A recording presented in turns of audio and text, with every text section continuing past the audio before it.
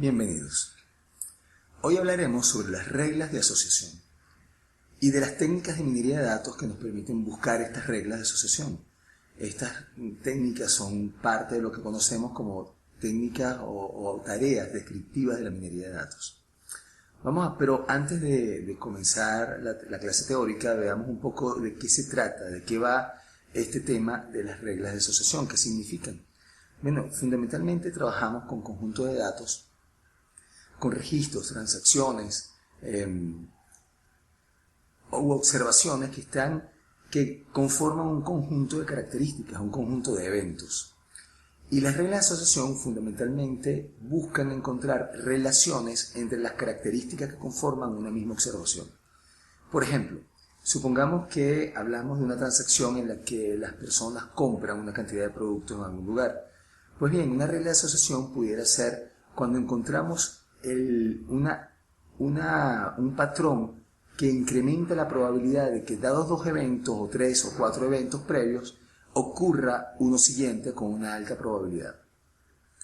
Cuando encontramos relaciones entre las características, eventos que conforman cada una de nuestras observaciones y encontramos que esas relaciones se presentan con una mayor probabilidad que otras, entonces podemos estar frente a lo que conocemos como una regla de asociación. Esta es una de las técnicas más importantes de la minería de datos, una de las más utilizadas y que se ha utilizado durante mucho más tiempo, producto de que son técnicas que nos permiten encontrar que potencialmente nos permiten encontrar un número importante de patrones desconocidos dentro de nuestros conjuntos de datos. Estos patrones desconocidos pueden venir de muchas formas, pueden ser patrones, por ejemplo, lo que conocemos como factores de riesgo. Estas técnicas de reglas de asociación pudieran determinar la asociación que puede haber entre determinados síntomas o características de pacientes médicos, por ejemplo. Este tipo de técnica es la que ha permitido encontrar la relación, por ejemplo, entre el cáncer del pulmón y el fumar cigarrillos. Cuando tenemos una cantidad de información asociada con cada uno de nuestros pacientes y queremos encontrar cuáles son los elementos que mayormente inciden en determinados tipos de síntomas o de enfermedades, entonces estamos buscando una suerte de reglas de asociación. También hay patrones como, por ejemplo, los patrones de consumo. Si una persona compra un producto A y un producto B, una regla de asociación nos diría entonces que con una alta probabilidad va a comprar también un producto C, por dar un ejemplo.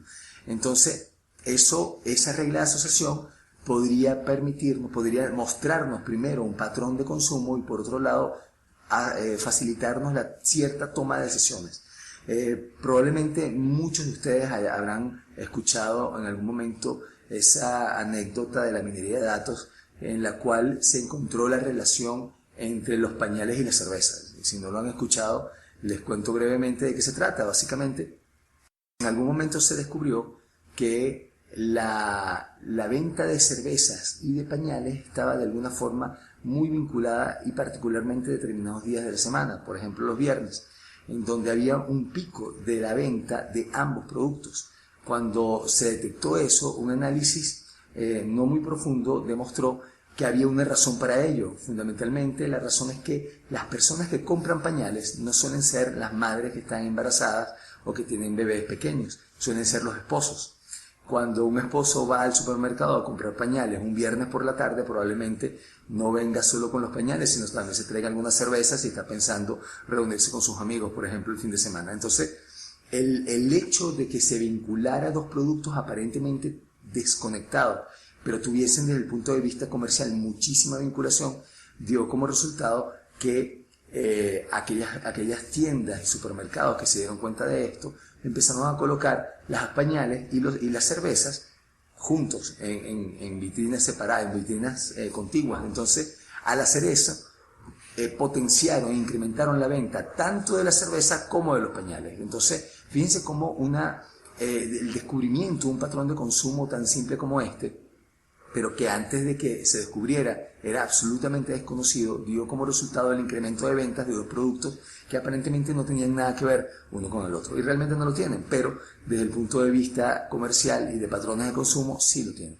Entonces, el poder determinar la relación entre la cerveza y el pañal es lo que llamamos una regla de asociación. La asociación de elementos que pudieran no tener ninguna relación aparente entre ellos, pero que traen como consecuencia el conocer este tipo de patrón la posibilidad de tomar decisiones para mejorar la venta, por ejemplo, de estos productos. Muy bien, otra utilidad muy importante que pueden tener las reglas de asociación son lo que conocemos como los sistemas de recomendación.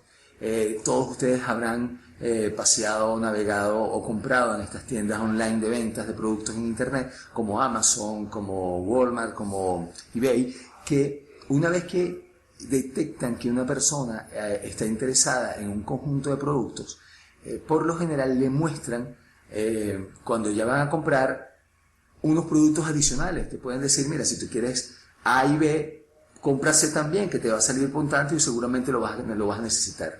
Ese ofrecimiento de productos que el cliente no está buscando es lo que llamamos los sistemas de recomendación. Y generalmente los sistemas de recomendación están basados en una suerte de reglas de asociación.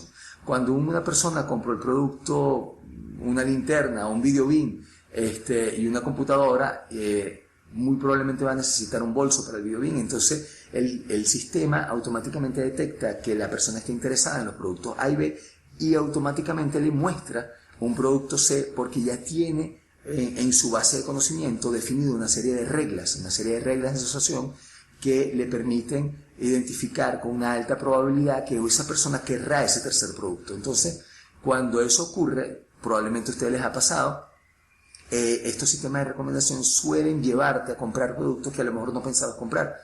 Y lo han declarado en algunas oportunidades, algunas de estas tiendas, algunas de estas empresas de ventas por internet. En el caso de Amazon, por ejemplo, ellos declararon hace algún tiempo que cerca del 30% de sus ventas eran producto de sus sistemas de recomendación. Entonces, fíjense lo importante que es el poder detectar este tipo de patrones, porque así como un sistema de recomendación te coloca junto productos que a lo mejor no estabas buscando, en el caso de las cervezas era el supermercado colocaba los productos que estaban asociados cercanos entre sí, de manera que si una persona iba por los pañales, veía la cerveza y decía, no, yo también me voy a llevar la cerveza. Entonces, ese tipo de patrones producen incremento de ventas, producen el detectar factores de riesgo, producen la posibilidad de tomar decisiones para mejorar ciertos modelos de negocio.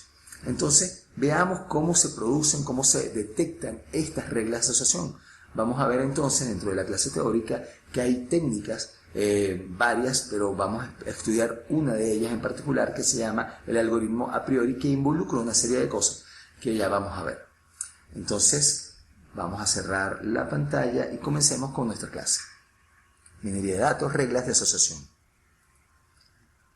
Veamos un poco de qué se tratan las reglas de asociación, cuáles son las ventajas y las desventajas de las técnicas con las que contamos para descubrir estos patrones. Hablaremos específicamente del algoritmo a priori como el algoritmo utilizado dentro de la minería de datos para detectar estas reglas de asociación. Como les digo, no es el único, pero es el más utilizado para esto. Y veremos un interesante caso de estudio que nos permitirá entender y saber cómo aplicar este tipo de técnicas en nuestros conjuntos de datos.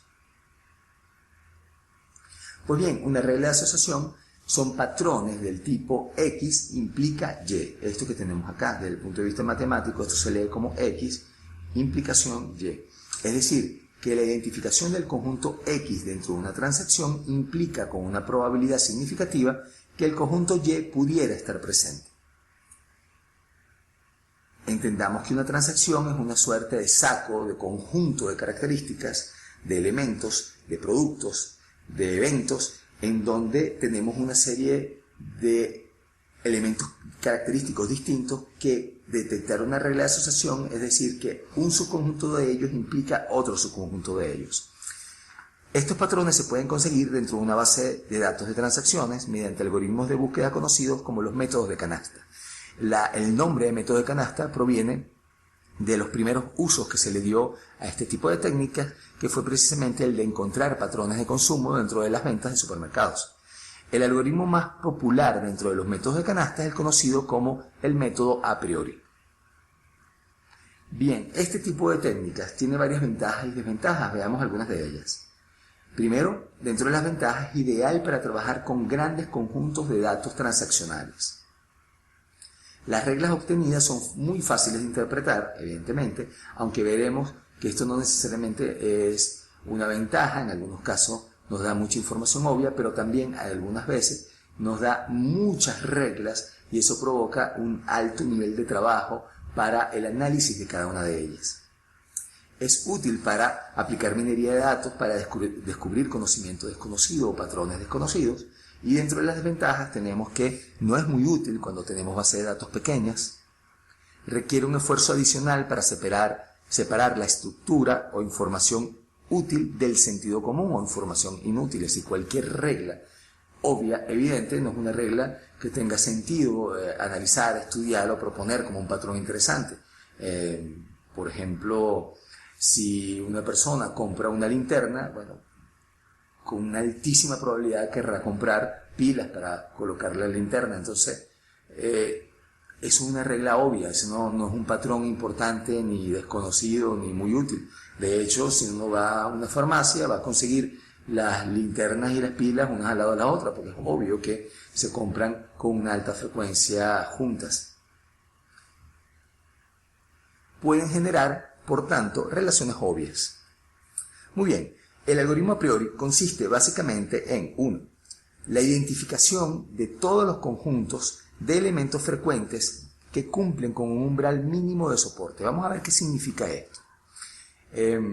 El soporte, fíjense, lo tenemos acá definido, es la cantidad de elementos que hay dentro del conjunto X dividido entre la cantidad de elementos totales. Es decir, si yo quiero saber cuál es el soporte de la venta de la leche en el supermercado, entonces, bueno, vamos a tener que analizar todas las transacciones, es decir, todas las ventas que incluyeron la leche, dividida entre el total de ventas. Entonces, esa proporción es lo que llamamos el soporte del producto.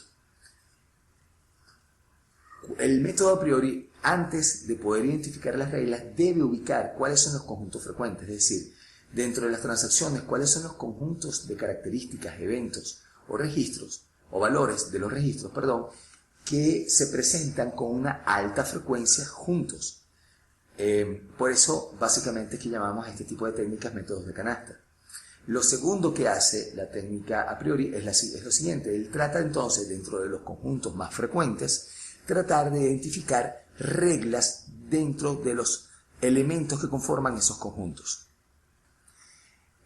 A partir de estos conjuntos, entonces, cumplen con un umbral mínimo, es decir, con un soporte mínimo, se calcula la confianza de las diferentes relaciones que hay entre los elementos de esos conjuntos. Entonces, la confianza de X implica Y no es otra cosa que la probabilidad condicional de X, de Y dado X, es decir, el soporte de los conjuntos X y Y juntos entre el soporte del conjunto X solo. Entonces, esto está muy vinculado con las probabilidades condicionales, dado que es una suerte de cálculo estadístico, digamos, de frecuentista, de la probabilidad de que ocurra Y dado que ocurrió X. Por tanto, la confianza es básicamente la probabilidad condicional de la regla de asociación, es decir, la probabilidad de que Y se dé dado que X ha ocurrido o está presente dentro de una transacción particular.